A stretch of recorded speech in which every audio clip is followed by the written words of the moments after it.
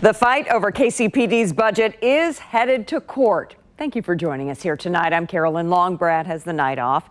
The Police Board of Commissioners will ask a judge to stop the city from taking a big chunk of the police budget, and a judge could make the first ruling in the case. KCTV5's Betsy Webster has been following the back and forth for the last 11 days. She has a preview of what could happen tomorrow.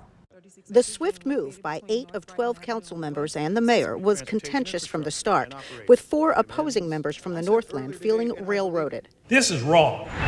A week later, residents lashed out as well. And that's the exact reason there should not be a local control if these kind of actions are going to happen. Local control is a concept that rules every PD in the nation except the KCPD.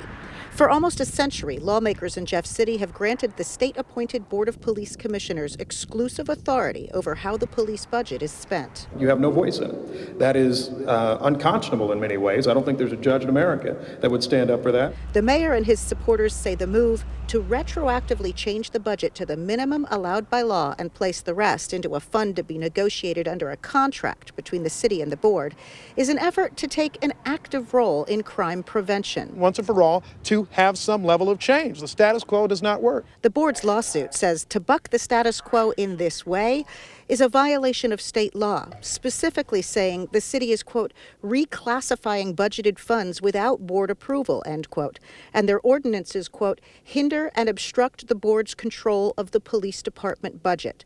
Now the heat is on because this all happened after the fiscal year had already begun. It was March 25th when the city appropriated $224 million to the police department.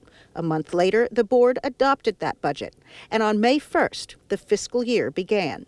May 20th was when the city ordinances changed the itemized breakdown and put things in limbo.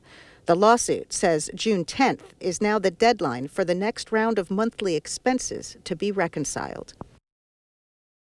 And that was Betsy Webster reporting. Tomorrow's hearing gets started at 1:30. We'll have complete coverage from the courtroom on our KCTV5 News app and on our news at 4 o'clock.